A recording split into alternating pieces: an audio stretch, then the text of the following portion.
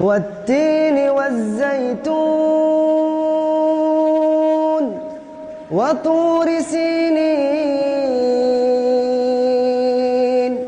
وهذا البلد الأمين لقد خلقنا الإنسان في أحسن تقويم ثم رددناه أسفل سافلين إلا الذين آمنوا وعملوا الصالحات فلهم أجر غير ممنون فما يكذبك بعد بالدين أليس الله بأحكم الحاكمين